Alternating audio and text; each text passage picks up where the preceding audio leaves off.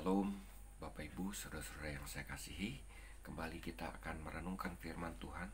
Kita akan mempelajari firman Tuhan yang kali ini terambil dari Amsal 3 ayat 5-6.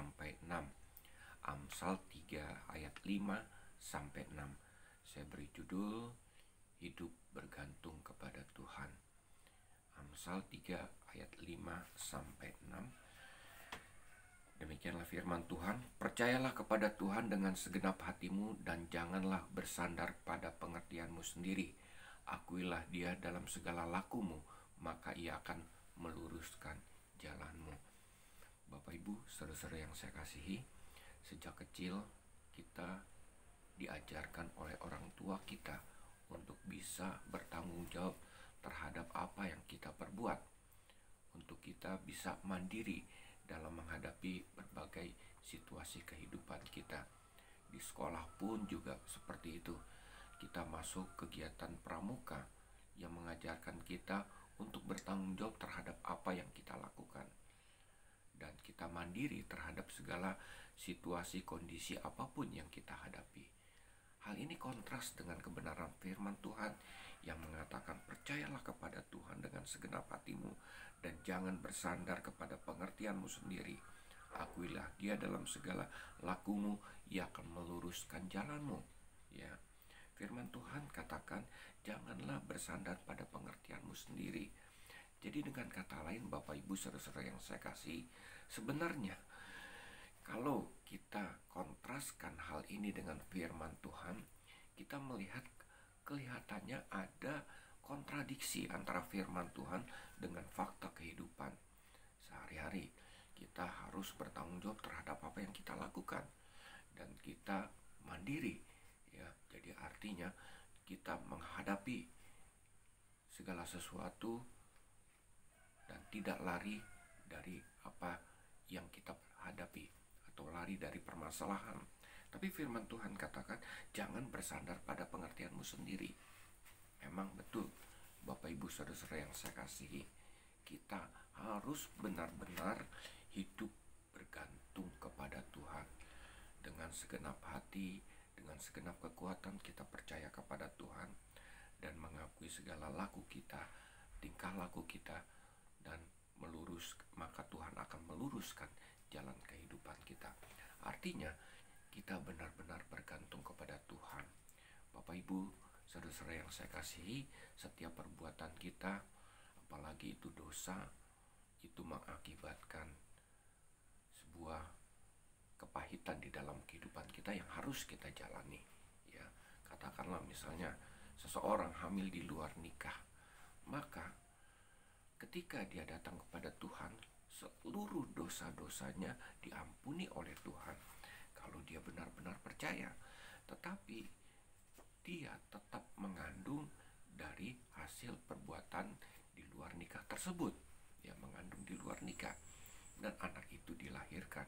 Dengan kata lain, anak yang dilahirkan itu harus dibesarkan dan dia harus dipelihara sebagai anak yang tanpa orang tua lengkap. Itu akibat dosa yang harus kita tanggung. Kalau kita main api, kemungkinan kita akan terbakar, kita panas. Ya, kalau kita main api, Bapak Ibu saudara-saudara yang saya kasih, tidak mungkin kalau kita main api lalu kemudian terbakar, lalu kemudian datang kepada Tuhan, pasti Tuhan ampuni semua dosa-dosa kita. Karena Tuhan Yesus mati di kayu salib untuk menebus dosa-dosa kita. Dan dosa kita sudah tidak diperhitungkan lagi di hadapan Allah. Dosa dulu, sekarang, dan yang akan datang, Tuhan sudah hapus. Tuhan sudah tanggung, sudah bayar. Tuhan sudah bayar lunas di atas kayu salib. Tetapi permasalahannya akibat dosa, main api, dan kita kena panas, terbakar, itu adalah konsekuensi yang harus kita tanggung di dalam kehidupan kita. Jadi dosa ada akibatnya, tetapi dosa diampuni oleh Tuhan kalau kita datang kepada Tuhan. Nah, dalam menghadapi kehidupan sehari-hari, Tuhan katakan jangan bersandar pada pengertianmu sendiri. Percayalah kepada Tuhan dengan segenap hatimu, maka Dia akan, Tuhan katakan akan meluruskan jalan hidup kita. Bapak Ibu saudara-saudara yang saya kasihi, kita mesti belajar dari anak kecil, bukan belajar dari karakter anak, seorang anak. Ya, banyakkan seorang anak itu baper dia. Jadi kalau dia mau menginginkan sesuatu, dia menangis. Kalau dia berkonflik dengan sesama temannya atau dia dimarahi orang tuanya, dia ngambek dan lain sebagainya. Itu karakter yang tidak harus ditiru karena kita orang dewasa. Itu anak-anak. Apa yang kita belajar dari seorang anak? Bapak Ibu saudara-saudara yang saya kasihi, Matius 18 ayat 3 sampai 4 katakan, Aku berkata kepadamu, sesungguhnya jika kamu tidak bertobat dan menjadi seperti anak kecil ini, maka kamu tidak akan masuk ke dalam kerajaan surga.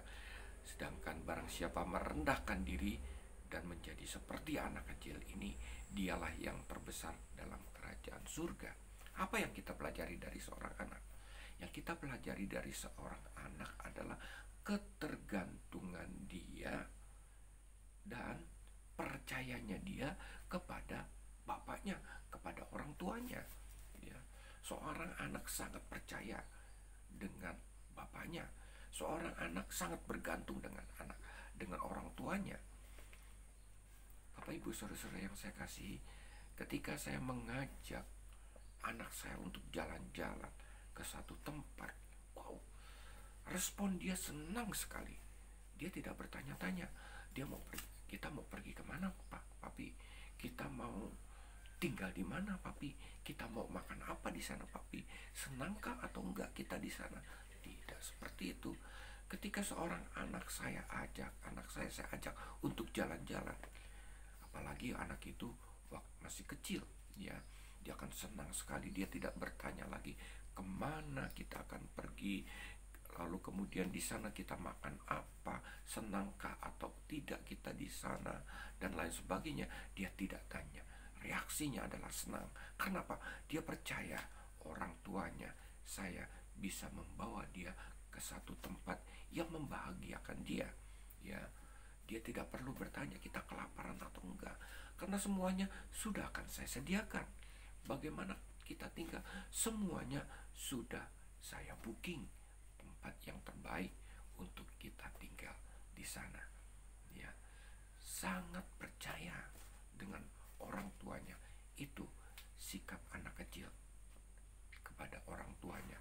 Demikian juga seorang anak kecil sangat bergantung dengan orang tuanya. Ya, memang anak kecil karakternya baper, ya, tetapi sikap kepada orang tuanya percaya dan bergantung. Anak saya bergantung dengan saya ketika dia waktu kecil, ya, sampai dewasa dia bergantung dalam menghadapi segala situasi kondisi kehidupannya. Ya, untuk bayar orang, untuk dia bisa bersekolah, dia bergantung dengan saya. Untuk dia melakukan segala sesuatu, dia mengandalkan saya, dia bergantung dengan saya. Sikap seperti inilah yang harus dimiliki sebagai orang-orang percaya. Benar-benar bersandar, benar-benar percaya kepada Tuhan, dan benar-benar bergantung kepada Tuhan. Memang kita harus bertanggung jawab terhadap apa yang kita perbuat, ya. Tetapi Bapak Ibu saudara-saudara yang saya kasihi, serahkan hidupmu kepada Tuhan dan percayalah kepada Tuhan. Tuhan akan bertindak kepada kita dan Dia akan meluruskan jalan kita. Tuhan memberkati. Shalom.